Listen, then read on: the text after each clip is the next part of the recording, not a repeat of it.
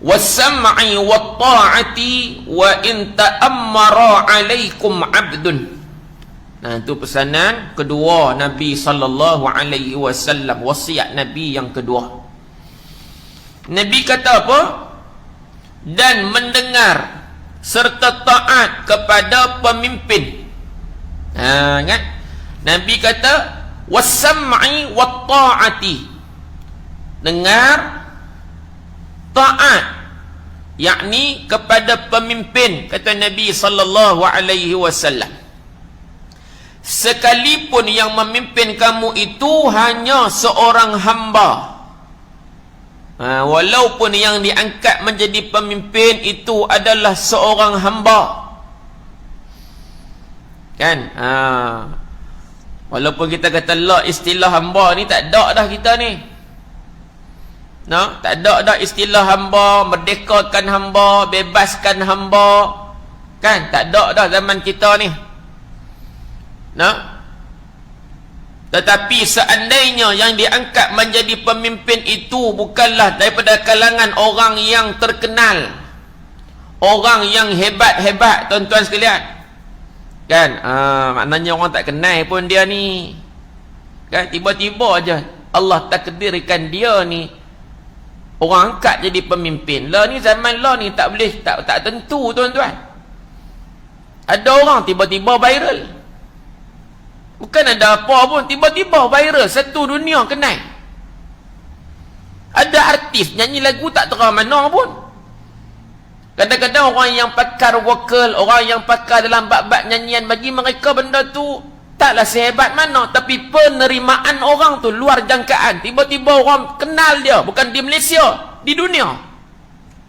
Itu kata tiba-tiba. Tiba-tiba Allah angkat satu orang, sallallahu alaihi sayyidina Muhammad, yang dia ni bukan siapa-siapa pun, tiba-tiba diangkat jadi pemimpin. Kita kata aku lagi hebat daripada dia. Nabi kata kita kena mendengar dan kita kena taat kepada pemimpin, sekalipun yang memimpin kamu itu hanyalah seorang hamba. Yakni taat kepada pemimpin hak macam ni pemimpin yang macam mana ni? Allahumma salli ala sayyidina Muhammad, tuan-tuan. Baik, kita tengok keterangan dia pada muka surat 8 kitab Jawi, di bawah tu ayat nombor 2. Nombor 1 kita baca dah itu. Ayat nombor 2. Kedua, yang tadilah, mentaati perintah pihak yang menguruskan hal ihwal kaum muslimin, walaupun seandainya mereka terdiri dari golongan hamba, selama itu yang penting tu. Selama mana mereka berpegang dengan Al-Quran dan berpegang dengan sunnah Nabi sallallahu alaihi wasallam, dan yang ketiganya, dan sunnah Al-Khulafa'ur Rashidin. Khulafa'ur Rashidin, khalifah yang 4 orang. Ada di antaranya Nabi tak buat, tapi ada sahabat buat. Kan? Contoh macam Quran yang duduk kat depan ni. Zaman Nabi mana ada dibukukan cantik macam ni, tuan-tuan? Tak ada. Mai zaman sahabat mereka cari alternatif, bukukan Al-Quran dalam bentuk naskah, supaya yang orang yang hafal Quran ni, walaupun mereka dah meninggal, mereka syahid, tapi Quran itu tetap ada untuk dibaca oleh orang lain. Zaman Nabi tulis di pelepah tamar macam tu je, tuan-tuan, duduk dalam dada para huffaz. Bila para huffaz ni syahid, syuhada, maka habislah, tuan-tuan. Jadi zaman sahabat-sahabat ni, zaman khalifah Khulafa'ur Rashidin ni, zaman Sayyiduna Umar, Sayyiduna Abu Bakar, Sayyiduna Umar, dan akhirnya pada zaman Sayyiduna Uthman berjaya dibukukan Quran. Tu yang panggil resam Uthmani. Bid'ah tak? Bid'ah tak? Zaman Nabi tak bukukan macam ni. Kan? Tapi bid'ah ni dilakukan oleh sahabat. dilakukan oleh khulafaur rasyidin. Baik tuan-tuan muslimin, muslimat, mukminin, mukminat dirahmati Allah Subhanahu wa taala.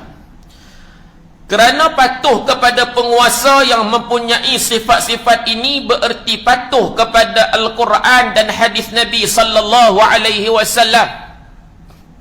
Tuan-tuan nak cari pemimpin, carilah pemimpin hak macam ni.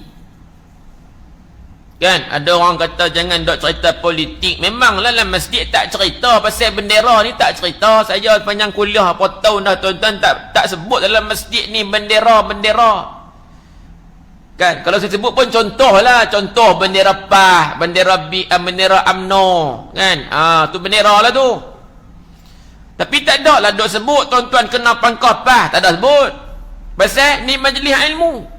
Tapi siasah Islamiah tu ada dalam kitab. Politik Islam tu ada dalam kitab. Nak pilih pemimpin hak macam mana, siapa yang selayaknya jadi pemimpin, ada tak dia ajar? Ada. Cuma bendera tu tempat kita. Luar negara mana ada bendera macam kita ni? Kan? Takkan nak buah bendera tu dalam kitab. Ada, fikir sendirilah. Bila duk mengaji ni, duk nampak dah kala mana hak bendera mana. Fikir sendirilah. Pasal dah mengaji. Nak pilih pemimpin. Orang hari ni berebut tuan-tuan nak jadi pemimpin. Berebut nak jadi pemimpin walaupun rakyat dalam keadaan susah. Susahlah baru lepas PKP tuan-tuan duk kena kurung 7 bulan. Susah tak? Susah. Ya tak apa, ada duit pencen. Kan? Yang je kerajaan dah gaji, alhamdulillah. Ni yang kerja sendiri, yang berniaga tuan-tuan, susah. Tapi kita dah sibuk dengan politik, kadang-kadang kita lupa. Kita lupa kesusahan rakyat ni, kita lupa. Kita lupa sebab terlalu asyik dengan jawatan yang kita nak atas dunia, kita lupa satu benda yang mana balik akhirat nanti Allah akan tanya tentang kepimpinan kita. Apa yang kita buat semasa kita menjadi pemimpin? Ada tak kita tipu rakyat? Ada tak kita bohong rakyat? Ada tak makan duit rakyat? Tuan-tuan, sebab apa? Sebab Nabi sallallahu alaihi wasallam, Nabi sendiri sebut satu hadis daripada Maqal bin Yasar radhiyallahu anhu. Qala sami'tu Nabi sallallahu alaihi wasallam, kata Maqal bin Yasar, aku mendengar Nabi sallallahu alaihi wasallam yaqul, Nabi bersabda, ma min 'abdin, kata Nabi, sesiapa yang dilantik oleh Allah sebagai pemimpin, siapa-siapa daripada kalangan hamba Allah Subhanahu wa taala ni dilantik oleh Allah untuk jadi pemimpin, kemudian dia tidak menasihati, yakni dia tidak memimpin rakyat dengan baik, illa lam yajid raihatal jannah.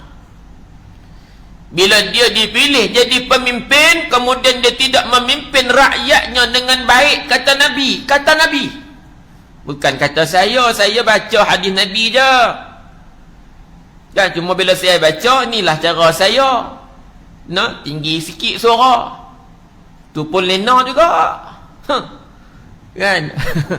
Lena juga sejuk pula kan. Mana dah sejuk ekor dah, sejuk hujan lagi. Kuyup juga. Nabi abang macam tu. Barang siapa dilantik oleh Allah menjadi pemimpin, kemudian dia tidak menasihati, yakni tidak memimpin rakyatnya dengan baik, maka dia tidak akan menghidu wangian syurga. Bukan cerita masuk lagi, hidu wangi syurga pun tak boleh. Berapa orang pemimpin yang dia baca hadis ni, pemimpin Islam yang dia faham hadis ni, yang kita duk kalut berebut nak jawatan, kali pilihan raya puluh juta tuan-tuan. 10 juta. Bukan sikit. Asalnya kalau bagi ke rakyat seorang 1,000, lepas. Baru ni pun berapa puluh? 40 lebih ya? 40 juta lebih ya baru ni. Rakyat di Malaysia ada berapa juta? Kira tengok. tuan-tuan. Nampak je simple macam tu, tapi kos tinggi. No, kita duk berebut ni pasal apa? Pasal kita duk ligan habuan dunia. Kita duk nampak jawatan dunia. Kita duk nampak apa nak dapat atas dunia ni. Kita terlupa nak fikir zat nanti balik ke Allah. Allah nak tanya kita, apa kita buat dengan kepimpinan kita atas dunia ni. No, jadi pemimpin ni adalah satu amanah yang besar, tanggungjawab yang bakal dipersoalkan di hadapan Allah Subhanahu wa taala. Tuan-tuan, hari ni dapat satu MB Kedah ni. No, MB yang dia punya lain macam sikit. Dia cakap pun cakap kampung No, orang belah kampung saya lah. Okay. Saya kan duduk Sungai Pau dah lah ni. Dulu duk pernah dekat Empangan Beris, jadi Empangan Beris tu lah, duk kat Sungai Pau lah, Bandar Baru Beris Jaya. Rumah ayah dia atas sikit je.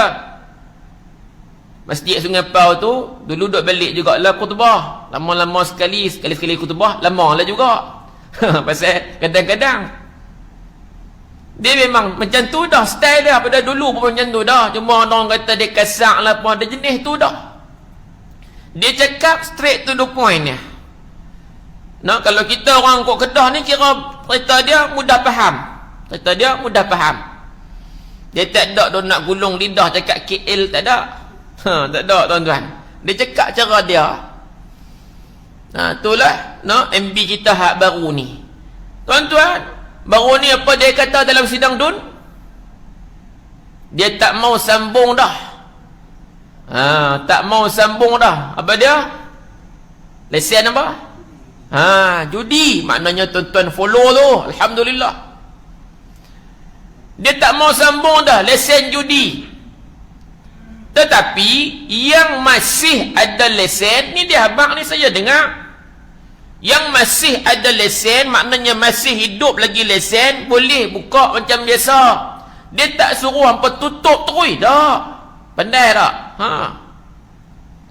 Dia tak kata 24 jam saya bagi notis semua kedai judi di negeri Kedah ni tutup. Dah, dia kata ada lesen masih lagi boleh operasi, masih lagi hidup, boleh jalan, boleh buka. Tapi bila dah mati nanti tak boleh renew dah lah.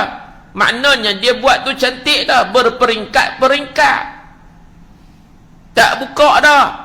Ramai orang sokong tuan-tuan. Tak reti je tak sokong.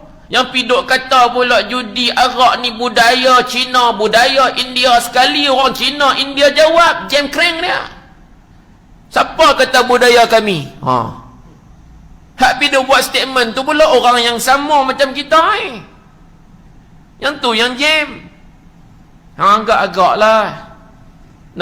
Jangan sampai depa sendiri piduk jawab, siapa kata budaya dalam agama kami? Depa sendiri tulis tuan-tuan, hak kata Cina tadi, hak kata India, depa tolong jawab. Yang kata budaya dalam agama kami ni siapa kata? Depa pun tak mau. Arak tuan-tuan, mana agama yang dia suruh, yang dia benarkan minum arak? Semua agama tahu arak tu satu benda yang memabukkan, membahayakan. Bukan nyawa dia, kalau setakat nyawa dia saja tak apa, biar pergi kat dia. Tak, membahayakan nyawa orang lain. Berapa kali dah kita dengar kes dalam Malaysia ni tuan-tuan, mabuk dan sebagainya, bawa kenderaan lawan arus, mati orang kena langgang tuan-tuan. Tuan-tuan dirahmati Allah Subhanahu wa taala. Tuan-tuan tahu kes judi ni kes besar ni. Depa file pi mahkamah. Kalau kes-kes sebelum ni depa duk hingak di medsos je, media sosial je, depa tak bawa sampai mahkamah. Tapi kes judi ni depa bawa pi mahkamah tuan-tuan. Depa nak pertikaikan apa yang telah dilakukan oleh MB negeri tuan-tuan ni. Sekan tak? Sekan. Hoi, jangan buat main-main tuan-tuan. Mungkin keuntungan tu banyak untuk mereka. Sebab tu mereka sanggup bawa benda ni ke mahkamah. Jadi siapa nak sokong MB ni? Tuan-tuan lah. Tuan-tuan lah kena sokong benda baik, sokong lah. Apa yang dia buat tu betul. Jangan kita pergi duduk depan kedai sport Toto tolong buat iklan pula. Oh, celaru tuan-tuan. Nah, sebab kita orang Islam. Kita orang Islam walaupun berbeza parti. Depan saya ni pun saya rasa tak sama ni, ada yang lain color juga. Tapi kita sama agama. Kita sama Quran. Kita sama berpandukan hadis Nabi. Kan? Walaupun berbeza parti tapi agama kita sama, tuan-tuan. Jadi tuan-tuan muslimin muslimat, mukminin mukminat dirahmati Allah. Nah, maka kena faham. Jadi pemimpin tu satu amanah yang besar, satu tanggungjawab yang bakal dipersoalkan di hadapan Allah Subhanahu wa taala. Nah, bila kita berkuasa dan ada kuasa bukan bermakna kita ni mulia, tetapi sebenarnya sedang menanggung satu bebanan semata-mata. Ini orang yang faham. Orang tak faham juga, tuan-tuan. Ni cerita orang yang faham. Sebab tu bila orang yang mengaji, orang yang faham ni, tuan-tuan, puas nak suruh pegang jawatan, dia kira tak mau dia kira tolak aja. Cerita dia kalau semua tolak, orang kacau. Kan? Tapi hak macam tu lah kena bagi jawatan. Jangan hak pergi duk bisik kat kita nak jawatan, hak tu pergi duk bagi. Kan? Itu kalau boleh tak bagi pun tak apa. Hak duk tak mau tu lah tuan-tuan kena bagi. Pasal dia tahu, pasal apa dia tak mau tu, dia tahu tanggungjawab dia berat di hadapan Allah Subhanahu wa taala. Tuan-tuan muslimin muslimat, masuk isyak berhenti terus ke? Boleh temu sikit ke? Kalau Penang masuk isyak berhenti terus. Dia tanya Kedah bertemu sikit lah. Baik, Allahumma salli ala sayyidina Muhammad.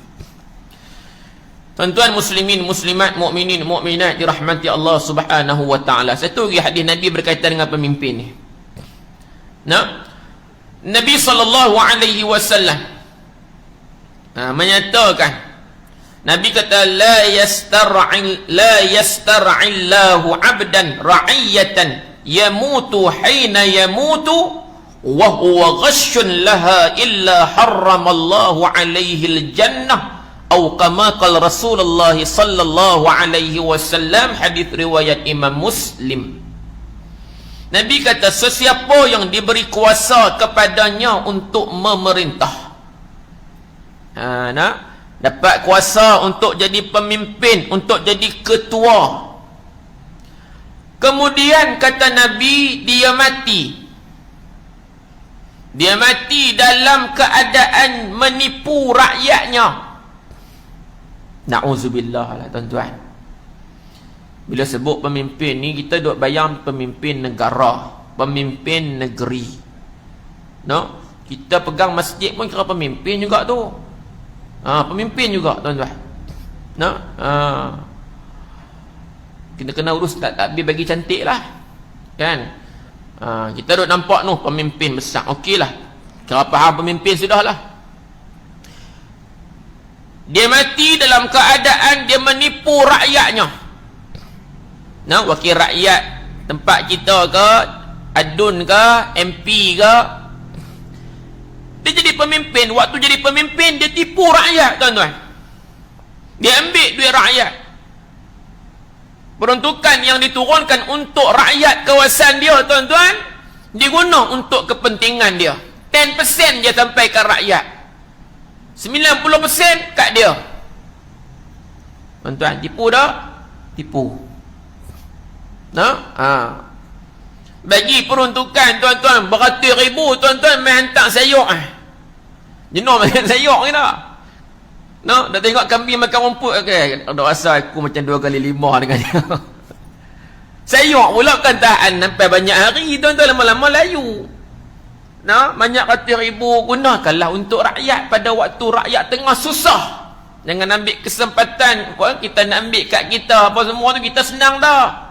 10,000 dah dalam akaun kita setiap bulan dah masuk.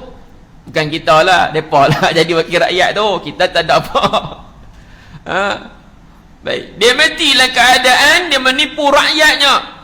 Maka Allah kata Nabi, illa harramallahu alaihi al-jannah. Tuan-tuan faham dah ayat ni?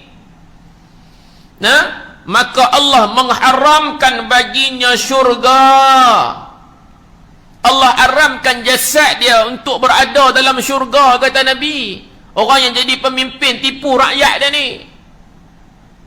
Tuan-tuan, muslimin, muslimat, mukminin, mukminat dirahmati Allah. Tuan-tuan kata saya tak jadi pemimpin, Ustaz. Taklah, memang kita ni mungkin tak jadi pemimpin, tapi asbab tangan kita yang memangkah itulah lahirnya pemimpin. Kan? Tangan kita yang memangkah itulah adanya pemimpin. Jadi buatlah pilihan yang tepat, insya-Allah. Nah, mudah-mudahan kita jadi negara negeri yang mawaddah warahmah, insya-Allah. Nah, baldatun tayyibatun wa rabbun ghafur. Tuan-tuan muslimin, muslimat, mukminin, mukminat dirahmati Allah. Jadi, pendek kata tuan-tuan, masa-masa nak habis dia pendek lah, dia tak panjang lah. Nah, pendek kata apa dia? Walaupun pemimpin itu daripada kalangan hamba, tetapi selagi mana dia berpegang dengan Quran, berpegang dengan hadis Nabi, ikut sunnah-sunnah khulafa'ur rasyidin yang benar, yang selari, maka pada ketika itu, walaupun yang diangkat menjadi pemimpin itu daripada kalangan hamba, maka kita, kata Nabi suruh kita dengar dan taat. Wallah